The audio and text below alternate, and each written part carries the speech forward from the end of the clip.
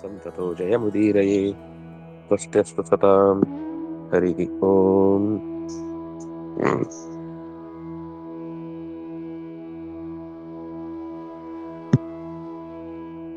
ಏತು ಸರ್ವಾಣಿ ಕರ್ಮಾಣಿ ಅಂತ ಹಿಂದೆ ಹೇಳಿದ ಸನ್ಯಸ್ಯ ಅತ್ಯ ಸುಖಂ ವಶಿ, ಭಗವಂತನಲ್ಲಿ ನಿವೇದನೆ ಮಾಡಿ ಸುಖಿಯಾಗಿರ್ತಾನೆ. ಯಾವುದಕ್ಕೂ ಅವನು ತುಂಬಾ ತಲೆ ಕೆಡುವಂತಹ ರೀತಿಯ ಪ್ರತಿಕ್ರಿಯೆಗಳಿಗೆ ಪ್ರತ್ಯುತ್ತರಗಳನ್ನು ನೀಡುವುದಕ್ಕೆ ಹೋಗುವುದಿಲ್ಲ, ಅಥವಾ ಕರ್ಮಗಳಲ್ಲಿ ಇದು ನನಗೆ ಲಾಭದಾಯಕವೋ ನಷ್ಟವೋ ಕರ್ತವ್ಯ ಅನ್ನೋದಾದ್ರೆ ಮಾಡ್ಬೇಕಷ್ಟೇ ಅನ್ನುವ ಹಿನ್ನೆಲೆಯಲ್ಲಿ ಯೋಚಿಸ್ತಾನೆ ಅನ್ನುವ ಇಷ್ಟು ಅಂಶಗಳನ್ನು ನಾವು ನೋಡಿದ್ವಿ. ಅಂದ್ರೆ ಈಗ ಹಿಂದೆ ಹೇಳಿದ ಇಷ್ಟು ಶ್ಲೋಕಗಳು ಕೂಡ ಅಂತಹ ಸಾಧಕನೊಬ್ಬನ ಕರ್ತವ್ಯವಾಗಿರುತ್ತೆ ಅಂತ ನಿರೂಪಣೆ ಮಾಡಿದ್ರು. ಅಷ್ಟಾದ್ಮೇಲೆ ಮತ್ತೆ ಭಕ್ತಿಯ ಮಜಲುಗಳ ಮತ್ತೆರಡು 3 ಮಾತುಗಳು ಉಳಿದದ್ದು. ಒಟ್ಟು 20 ಶ್ಲೋಕ ಇರುವುದು ಈ ಅಧ್ಯಾಯದಲ್ಲಿ. ಆದ್ರೆ ಪ್ರತಿಯೊಂದು ಸಾಲು ಕೂಡ ಮತ್ತೆ ಒಂದ್ಸರ್ತಿ ಅದರ ವಿಶ್ಲೇಷಣೆಯನ್ನು ಮಾಡ್ತಾ ಹೋದ್ರೆ ಅದು ಅತ್ಯಂತ ಸುಂದರವಾದ ಲಕ್ಷಣವನ್ನ ನಮಗೆ ಪರಿಚಯಿಸುವಂಥದ್ದು. ಆದ್ರಿಂದ ಜೀವನದ ಪ್ರಧಾನವಾದ ಘಟ್ಟ ಅಂತಂದ್ರೆ ಯಾವಾಗ್ಲೂ ಕೂಡ ನಾವು ಎಲ್ಲ ಕರ್ಮ ಮಾಡಿದ್ಮೇಲೆ ಅದನ್ನ ಒಪ್ಪಿಸುವ ಬಗೆ. ಮಾಡಿದನ್ನು ಒಪ್ಪಿಸುವುದು ಅಂತ ಗೊತ್ತೇ ಇಲ್ಲದೆ ಇದ್ದಾಗ ಏನ್ ಮಾಡ್ಲಿಕ್ಕೆ ಆಗುದಿಲ್ಲ. ಗೊತ್ತಾದಾಗ ಯಾರಿಗೆ ಹೇಗೆ ಅನ್ನೋದು ಜಿಜ್ಞಾಸ್ಯವಾದ ವಿಷಯ. ಆದ್ರಿಂದಾಗಿ ಅದರ ಮುಖಗಳು ಇಲ್ಲಿ ನಮಗೆ ಪರಿಚಯ ಆಗ್ತಾ ಹೋಯ್ತು.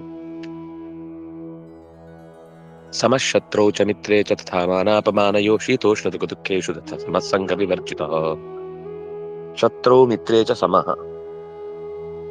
ಶತ್ರುವನ್ನು ನೋಡಿದಾಗ್ಲೂ ಅವನ ಮನಸ್ಸು ಹದಗೆಡುವುದಿಲ್ಲ, ಮಿತ್ರನನ್ನ ಕಂಡಾಗಲೂ ಉಬ್ಬಿ ಒಡೆಯುವುದಿಲ್ಲ.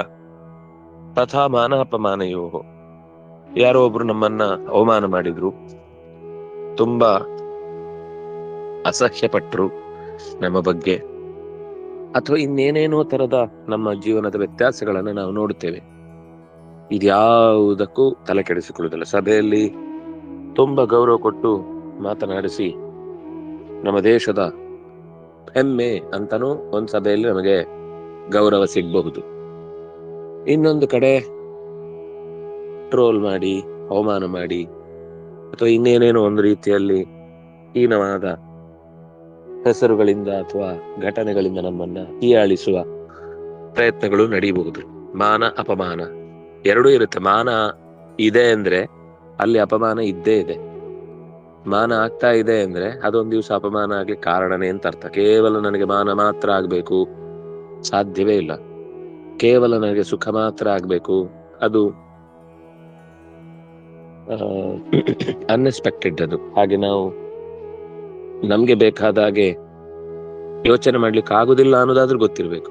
ಇಷ್ಟಪಡ್ತೀವೋ ಬಿಡ್ತೀವೋ ಬೇರೆ ಪ್ರಶ್ನೆ. ಇದು ಒಂದು ಅಂಶ ಗೊತ್ತಿದ್ರೆ ಎಷ್ಟೋ ಸಂಗತಿಗಳಿಗೆ ನಾವು ತುಂಬಾ ಹಾರ್ಡ್ ಆಗಿ ಯೋಚನೆ ಮಾಡುವುದನ್ನ ಕಮ್ಮಿ ಮಾಡ್ಬೋದು. ಅನಗತ್ಯವಾಗಿ ತಲೆ ಮೇಲೆ ಭಾರ ಎಳ್ಕೊಂಡು ದುಃಖ ಪಟ್ಟುಕೊಂಡು ಮಾಡುವುದನ್ನ ತಪ್ಪಿಸ್ಲಿಕ್ಕೆ ಈ ಮಾನಾಪಮಾನ ಯೋಸ್ತುಲ್ಯ ಅನ್ನುವ ಸಂಗತಿ ಹೆಚ್ಚಿನ ಬಲವನ್ನ ನಮಗೆ ನೀಡ್ತಾ ಹೋಗುತ್ತೆ. ಶೀತೋಷ್ಣ ಸುಖ ದುಃಖೇಶು ಸಮಃ. ಇನ್ನೊಂದು ಸಮ ಆಗಿರ್ಬೇಕಾದದ್ದು, ಮಳೆ ಬರ್ಲಿ, ಬಿಸಿಲು ಬರ್ಲಿ, ಗಾಳಿ ಇರ್ಲಿ, ಚಳಿ ಆಗ್ಲಿ, ಇನ್ನೇನೇನೋ ಪ್ರಾಕೃತಿಕವಾದ, ಇದು ಮೊದಲು ಹೇಳಿದ್ದು ಮನುಷ್ಯರ ಅಂದ್ರೆ ವ್ಯಕ್ತಿತ್ವದ ಕುರಿತಾಗಿ, ಅಂದ್ರೆ ಬೇರೆಯವರ ಮುಖದಿಂದ.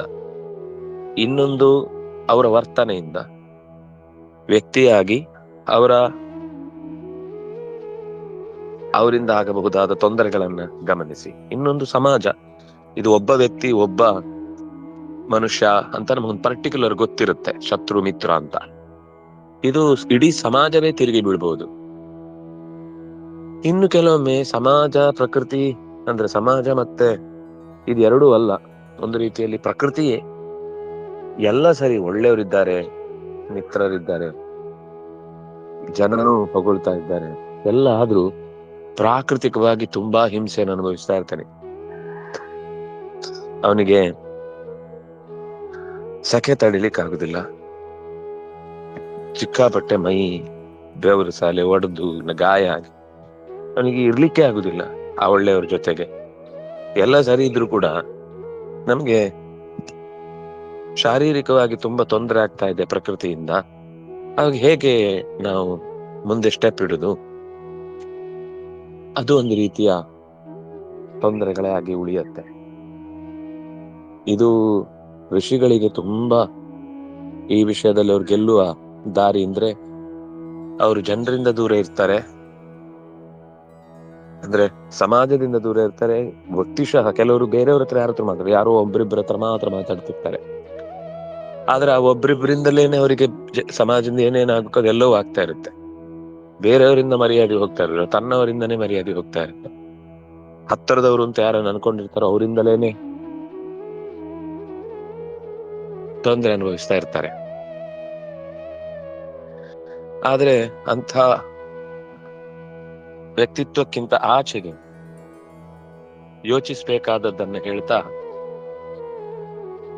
ತುಂಬಾ ಸಹಜವಾಗಿ ಶೀತ ಉಷ್ಣ ಸುಖ ದುಃಖ ಪ್ರಾಕೃತಿಕವಾದದ್ದು ಮತ್ತು ಮಾನಸಿಕವಾದದ್ದು. ಶೀತ ಉಷ್ಣ ಅನ್ನೋದು ಪ್ರಾಕೃತಿಕ, ಈ ಸುಖ ದುಃಖ ಅನ್ನೋದು ಪ್ರಾಕೃತಿಕ ಮತ್ತು ಸಾಮಾಜಿಕ ಎರಡು. ಅಂದ್ರೆ ಮಾನ ಅಪಮಾನ ಆಗುದೇ ತಪ್ಪಿಸ್ಲಿಕ್ಕೆ ಆಗುದಿಲ್ಲ. ಆದ್ರೆ ಆಗಿದ್ದನ್ನ ಹಚ್ಕೊಳ್ಬೇಕೋ ಬೇಡವೋ ಅನ್ನೋದು ನಮ್ ಕೈಯಲ್ಲಿದೆ. ಅವ್ರು ಮಾಡೇ ಮಾಡ್ತಾರೆ, ಹೊಗಳ್ತಾರೆ, ತೆಗಳ್ತಾರೆ. ಅದನ್ನ ನಾವು ಹೇಗೆ ಸ್ವೀಕರಿಸ್ತೇವೆ? ನಾರಾಯಣ, ಸುಖ ದುಃಖ ಅದು ಶೀತ ಉಷ್ಣದಿಂದನೂ ಬರ್ಬೋದು. ಕೆಲವರಿಗೆ ಶೀತ ಖುಷಿ ಆಗುತ್ತೆ, ತುಂಬಾ ಚಳಿ ಇರ್ಬೇಕು ಅಂತ ಬಯಸ್ತಾರೆ, ಅವರ ದೇಹ ಪ್ರಕೃತಿ ಸೆಕೆ ಇರುತ್ತೆ. ಕೆಲವರು ಸೆಕೆಯನ್ನು ಬಯಸ್ತಾರೆ, ಯಾಕಂದ್ರೆ ಅವರ ಮೈ ಶೀತ ಪ್ರಕೃತಿ ಇರುತ್ತೆ. ಶೀತವನ್ನ ಒಪ್ಕೊಳ್ಳೋದೇ ಕಷ್ಟ ಆಗುತ್ತೆ. ಅದು ಆಗದೇ ಇದ್ದಾಗ ಅದರಿಂದ ಸುಖ ಅಥವಾ ದುಃಖ ಆಗ್ತಾ ಇರುತ್ತೆ. ಅಂದ್ರೆ ಈ ಅಂಶವನ್ನ ಪ್ರಾಕೃತಿಕವಾಗಿ ಆಗುವ ಸುಖ ದುಃಖ, ಮಾನಾಪಮಾನಗಳಿಂದ ಆಗುವ ಸುಖ ದುಃಖ, ಮಿತ್ರರು ಶತ್ರುಗಳು ಸಿಗುವುದರಿಂದ ಆಗುವ ಸುಖ ದುಃಖ, ಇದೆಲ್ಲವನ್ನೂ ಪರಿಗಣಿಸಿ ಗಮನಿಸಿದಾಗ ದುಃಖ ಸುಖಗಳನ್ನ ಹತೋಟಿಯಲ್ಲಿ ಇಟ್ಕೊಳ್ಳಿಕ್ಕೆ ಹೊರಗಡೆಯಿಂದ ಘಟನೆ ಆಗುವುದನ್ನು ತಡಿಲಿಕ್ಕೆ ಆಗುದೇ ಇಲ್ಲ. ಈಗ ಚಳಿ ಆಗುದನ್ನು ತಡಿಲಿಕ್ಕೆ ಆಗುತ್ತಾ? ಇಲ್ಲ. ಒಪ್ಕೊಳ್ಳೋದು, ಶರೀರಕ್ಕೆ ಅದಕ್ಕೆ ತಕ್ಕ ಹಾಗೆ ಆಗ್ಬೇಕಾದದ್ದಾಗತ್ತೆ. ಬಂದದ್ದೆಲ್ಲ ಬರಲಿ ಅಂತ. ಉಷ್ಣ, ಕೆಲವರಿಗೆ ಸೆಕೆ ಪ್ರದೇಶಗಳಲ್ಲಿ ಬದುಕು ತುಂಬಾ ಕಷ್ಟ ಆಗುತ್ತೆ. ಆದ್ರೆ ಬದುಕಡಿ ಅಲ್ಲೇ ಇರುತ್ತೆ. ಒಪ್ಕೊಳ್ಬೇಕು, ಸ್ವಲ್ಪ ದಿವಸ ಒಪ್ಕೊಂಡ್ಮೇಲೆ ದೇಹ ಅದಕ್ಕೆ ಸೆಟ್ ಆಗುತ್ತೆ. ತುಂಬಾ ಗಂಭೀರವಾಗಿ ಅದನ್ನ ತಗೊಂಡ್ರೆ. ಕೆಲವರಿಗೆ ಚಳಿ ಪ್ರದೇಶ ಹಾಗೆ. ಈ ನೀವು ಪ್ರಾಣಿ ಪಕ್ಷಿಗಳನ್ನು ಗಮನಿಸಿದ್ರೆ ಚಳಿ ಪ್ರದೇಶದ ಬೆಕ್ಕುಗಳಲ್ಲಿ ಅಥವಾ ಹಸುಗಳಲ್ಲಿ ಮೈ ತುಂಬಾ ಜಮರಿ ರೋಮ ಇರುತ್ತೆ. ಹಸುವಿನ ಲಕ್ಷಣದಲ್ಲಿ ಏನು ವ್ಯತ್ಯಾಸ ಇಲ್ಲ, ಸೇಮ್ ಟು ಸೇಮ್. ಆದ್ರೆ ಅದರ ದೈಹಿಕ ರಚನೆ ಒಂದೇ ಸರ್ತಿ ಅದಂತಂದ್ರೆ ಸಾಯುತ್ತೆ. ಆದ್ರೆ ಅದರ ಹತ್ತಿರದ ಊರುಗಳಿಗೆ ತಗೊಂಡೋಗಿ ನಿಧಾನಕ್ಕೆ ಅದರ ಒಳಗೆ ಪ್ರವೇಶ ಮಾಡಿದ್ರೆ ತನ್ನಿಂದ ತಾನೇ ಅದರ ಮೈ, ಮನುಷ್ಯ ತನಗೆ ಬೇಕಾದ ಪ್ರಾಕೃತಿಕ ರಕ್ಷಣೆಗೋಸ್ಕರ ಹೊರಗಿನಿಂದ ತುಂಬಾ ಅನುಕೂಲಗಳನ್ನು ಅವನು ಮಾಡ್ಕೊಳ್ಳಿಕ್ ಹೋಗ್ತಾ ಇದ್ದಾನೆ ಅನ್ನುವಾಗ ದೇಹ ತಾನು ತನ್ನ ಸಂರಚನೆಯನ್ನ ಸರಿ ಮಾಡ್ಕೊಳ್ಳೋದನ್ನು ಬಿಟ್ಬಿಡುತ್ತೆ. ಬಾಲ್ಯದಲ್ಲಿ ನಾವು ಮಳೆಗಾಲದಲ್ಲಿ ಓಡಾಡುವಾಗ ಕೊಡೆ ಬಗ್ಗೆ ಯೋಚನೆನೇ ಮಾಡ್ತಿರ್ಲಿಲ್ಲ, ಹಾಗಾಗಿ ಶೀತವೇ ಆಗ್ತಿರ್ಲಿಲ್ಲ. ಹಾಗೆ ಬೆಳೆದೆವು ಅಂತ ಅನಿಸಿದ ಮೇಲೆ ನಮಗೆ ನಮ್ಮ ಪ್ರತಿಷ್ಠೆ ಒದ್ದೆ ಆದಾಗ ಅದನ್ನ ಒಣಗಿಸ್ಲಿಕ್ಕೆ ಆಗುವ ಸಮಯ, ಬೇರೆ ಕೆಲಸಗಳ ಒತ್ತಡ ಕೊಡೆಯನ್ನು ಅನಿವಾರ್ಯವಾಗಿಸಿತು. ಕೊಡೆ ಹಿಡಿಯುವುದು ಶುರು ಮಾಡಿದ್ಮೇಲೆ, ಮಳೆ ಬೀಳುವುದು ತಪ್ಪಿತು ಅಂದ್ಮೇಲೆ ದೈಹಿಕ ರಚನೆಯಲ್ಲಿ ಸೂಕ್ಷ್ಮ ಆಗ್ತಾ ಹೋಯ್ತು.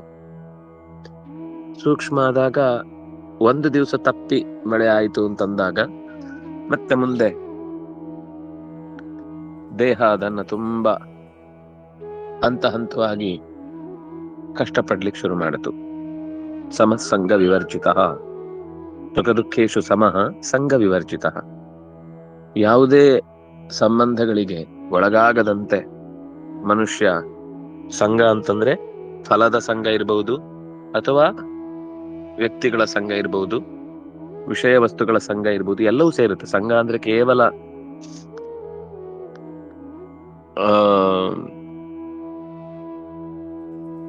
ವ್ಯಕ್ತಿಗಳ ಸಂಘ ಅಂತ ಮಾತ್ರ ಅಲ್ಲ, ಫಲದ ಸಂಘ ಎರಡೂ ಆಗತ್ತೆ. ಫಲ ಅಂತಂದ್ರೆ ಈಗ ಒಂದು ಕೆಲಸ ಮಾಡಿ ಆ ಕೆಲಸಕ್ಕಿಂತದ್ದೇ ಫಲ ಬೇಕು ಅನ್ನುವ ನಿರೀಕ್ಷೆಯಿಂದ ಕೆಲಸ ಮಾಡುವಂಥದ್ದು. ಆದ್ರೆ ಹಾಗಿಲ್ಲದೆ ವಿಷಯದಲ್ಲಿ ಆಸಕ್ತರಾದ್ರೂ ಕೂಡ ಸಾಕಾಗತ್ತೆ.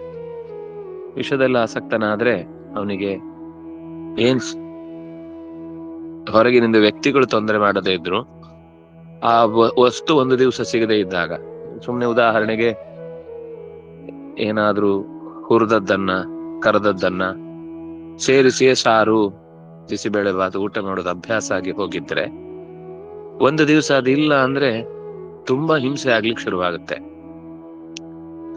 ಸಂಘ ಅಂದ್ರೆ ಅದು ಕೂಡ ಆ ವಸ್ತು ಇಲ್ಲದೆ ಇದ್ರೆ ಊಟ ಮಾಡ್ಲಿಕ್ಕೆ ಆಗಲ್ಲ. ನೂರಾರು ತರ ಇದೆ. ನಾನು ಇದೊಂದು ಸುಮ್ಮನೆ ಉದಾಹರಣೆ ಹೇಳಿದೆ, ಇದೊಂದು ಜಸ್ಟ್ ಎನ್ ಎಕ್ಸಾಂಪಲ್ ಅಷ್ಟೇ. ಒಬ್ಬೊಬ್ಬರಿಗೆ ಒಂದೊಂದ್ ತರದ್ದಿರುತ್ತೆ. ಕೆಲವರಿಗೆ ಒಳ್ಳೆ ಅಭ್ಯಾಸ ಇರುತ್ತೆ, ಕೆಲವರಿಗೆ ಸಾಮಾನ್ಯ ಅಭ್ಯಾಸ ಇರುತ್ತೆ, ಕೆಲವರಿಗೆ ಕೆಟ್ಟ ಅಭ್ಯಾಸ ಇರುತ್ತೆ. ಎಲ್ರಿಗೊಂದು ಅಭ್ಯಾಸ ಅಂತೂ ಇರುತ್ತೆ. ಅದು ಒಳ್ಳೆಯ ಅಭ್ಯಾಸಕ್ಕೆ ತೆಗೆದುಕೊಂಡು ಹೋದಾಗ ಆ ಚಟುವಟಿಕೆಗಳಲ್ಲಿ ನಮಗೆ ಬಲ ಸಿಗುತ್ತೆ. ಹೆಚ್ಚು ಹೆಚ್ಚು ಆಸಕ್ತವಾಗಿ ನಮ್ಮ ಕಾರ್ಯಭಾರಗಳಲ್ಲಿ ತೊಡಗುವುದು ಸಾಧ್ಯವಾಗುತ್ತೆ. ಇಲ್ಲದೆ ಹೋದಾಗ ನಾವು ನಮ್ಮ ದಾರಿಯನ್ನ ಕಳ್ಕೊಳ್ಳೋದು ಶುರುವಾಗುತ್ತೆ. ಸಂಘ ವಿವರ್ಜಿತ ಆಯ್ತು. ತುಲ್ಯನಿಂದ ಸ್ತುತಿರ್ಮೌನಿ.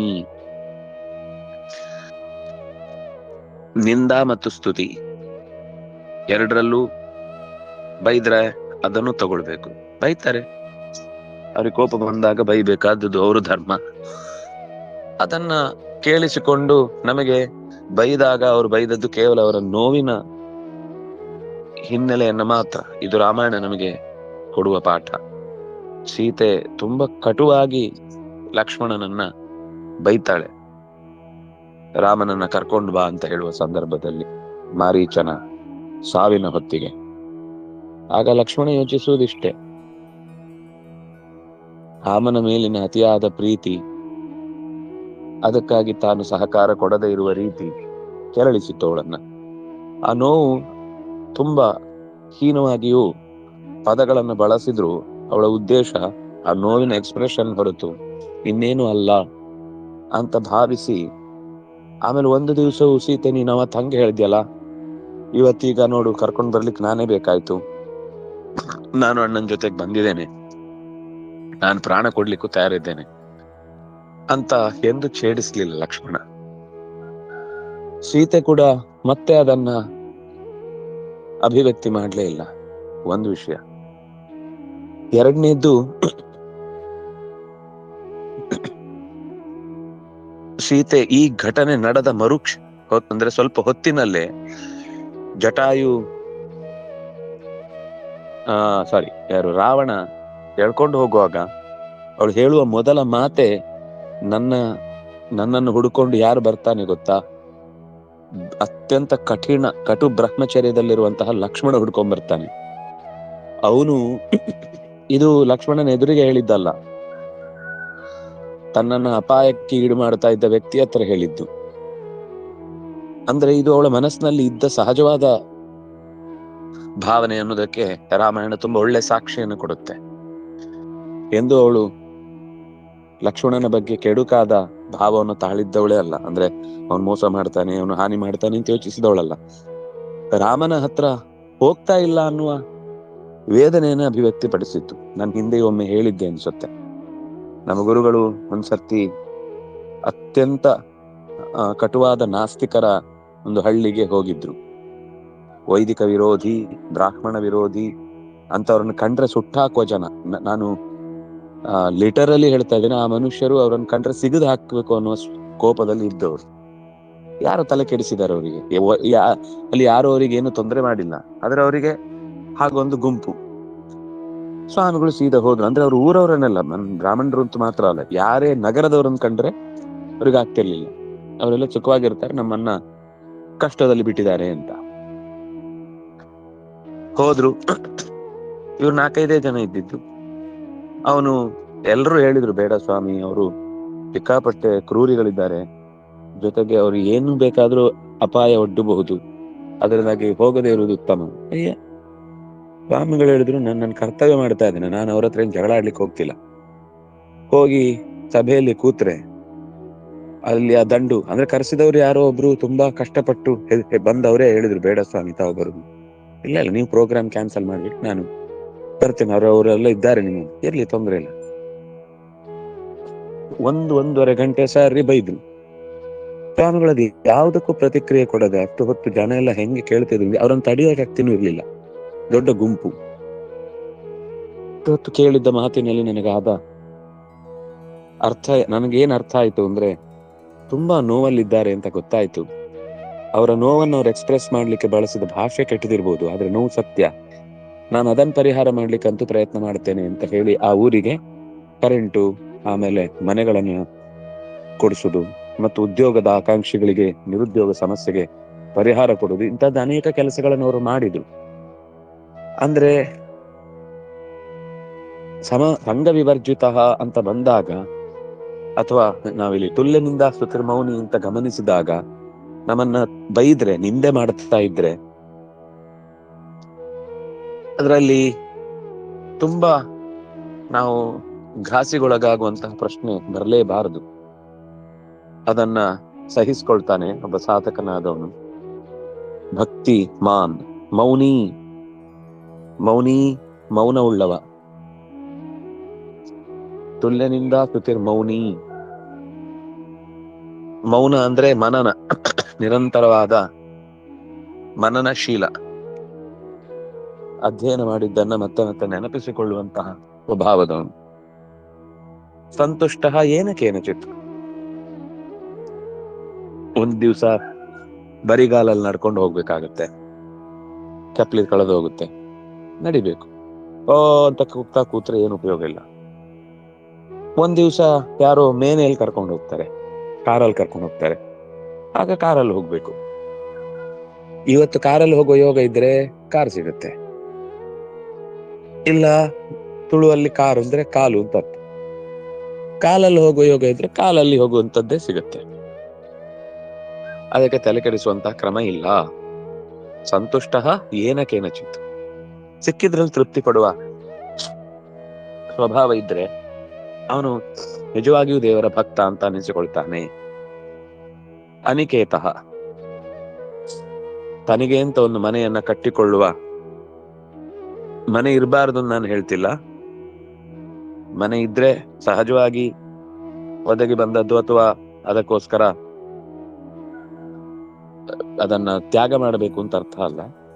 ಆದ್ರೆ ಗೃಹೇ ಅತಿಥಿವದ್ವಸಿತ್, ನಾವು ಇನ್ನೊಬ್ಬರ ಮನೆಯಲ್ಲಿದ್ದಾಗ ಹೇಗೆ ಆ ವಸ್ತುವಿನ ಮೇಲೆ ಅಭಿಮಾನ ಇಲ್ಲದೆ ಹೊರಡುವಾಗ ಅಷ್ಟೇ ನಿರ್ಭಾವಕವಾಗಿ ಹೊರಡುತ್ತೇವೋ, ಹಾಗೆ ಈ ಮನೆಯ ಬಗ್ಗೆಯೂ ನಮ್ಗೆ ಅಷ್ಟೇ ಭಾವನೆ ಇರಬೇಕು. ಯಾಕಂದ್ರೆ ಅದನ್ನೇನು ಹೊತ್ಕೊಂಡು ಹೋಗ್ಲಿಕ್ಕೆ ಆಗುವಂತದ್ದು ಅಲ್ವೇ ಅಲ್ಲ. ಇರುವಷ್ಟು ದಿವಸ ಆ ನೆಲದಲ್ಲಿ ಮಲಗ್ಬಹುದು, ಇರುವಷ್ಟು ದಿವಸ ಆ ಮನೆಯಲ್ಲಿ ವಾಸ ಮಾಡಬಹುದು, ಇರುವಷ್ಟು ದಿವಸ ಒಳ್ಳೆ ಕೆಲಸ ಮಾಡ್ಲಿಕ್ಕಾದ್ರೆ ಒಂದಿಷ್ಟು ಯಜ್ಞ ಯಾಗನೋ, ಪೂಜೆನೋ, ಪುರಸ್ಕಾರನೋ, ಸತ್ಕಥೆನೋ, ಸಜ್ಜನರ ಸಂಗನೋ, ಅಭಿಮಾನದಿಂದ ಬಂಧುಗಳನ್ನ ಕರೆದವರಿಗೆ ಅಭಿಮಾನದ ಮಾತುಗಳನ್ನಾಡಿ ಸಂತೋಷದಿಂದ ಕಾಲ ಕಳೆಯುವುದೋ, ಇಷ್ಟು ಮಾಡಬಹುದು. ಬಿಟ್ರೆ ಆ ಮನೆಯಲ್ಲಿ ನಾವ್ ಇನ್ನೇನು ಹೊತ್ಕೊಂಡು ಹೋಗ್ಲಿಕ್ಕೆ ಆಗಲ್ಲ ನಮ್ ಬೇಕಾದ ಜಾಗಕ್ಕೆ. ಅಂದಾಗೆ ಅನಿಕೇತ, ಇನ್ನೊಂದು ಅನಿಕೇತ ಅಂದ್ರೆ ತುಂಬಾ ಚಂದದ ಮಾತು. ಅನಿ ಅಂದ್ರೆ ಪ್ರಾಣ, ಅನಿಕೇತ ಅಂದ್ರೆ ಪ್ರಾಣನನ್ನೇ ತನ್ನ ಸಾಧನೆಯ ಧ್ವಜವನ್ನಾಗಿಸಿ ಕೊಂಡವನು ಅಂತ ಅರ್ಥ. ಅನಿಕೇತ ಅನಿ ಪ್ರಾಣನ ಭಕ್ತನಾಗಿ, ಕೇತ ಕೇತ ಅಂದ್ರೆ ಧ್ವಜ ಅಥವಾ ಸಾಧನೆಯ ದಾರಿಗೆ ಬೇಕಾದದ್ದು. ಅಥವಾ ಇನ್ನೊಂದು ಅರ್ಥದಲ್ಲಿ ಅನಿಕೇತ ಅಂತಂದ್ರೆ ಮನೆ ಇಲ್ಲದೆ ಇರುವಂತದ್ದು ಅಂತ. ಸ್ಥಿರಮತಿ, ಸ್ಥಿರಮತಿ ನಿರ್ಧಾರದ ದಾರಿಯಲ್ಲಿ ಸಾಗುವವನು, ನಿರ್ಧಾರ ಮಾಡಿಕೊಂಡೇ ಬದುಕುವವನು. ಭಕ್ತಿಮಾನ್ ಮೇ ಪ್ರಿಯೋನರ, ಭಕ್ತಿಮಾನ್ ಇಂಥವನು ನನಗೆ ಅತ್ಯಂತ ಪ್ರಿಯನಾಗ್ತಾನೆ ಅನ್ನುವ ಇಷ್ಟು ಮಾತುಗಳನ್ನ ಈ ಹಿನ್ನೆಲೆಯಲ್ಲಿ ನಾವು ನೋಡಿದ್ವಿ. ಇನ್ನಷ್ಟು ಸಂಗತಿಗಳನ್ನ ಮತ್ತೆ ನಾವು ನಾಳೆಯ ಚಿಂತನೆಯಲ್ಲಿ ಅನುಸಂಧಾನ ಮಾಡೋಣ ಅಂತ ಹೇಳ್ತಾ ಶ್ರೀಕೃಷ್ಣಾರ್ಪಣ.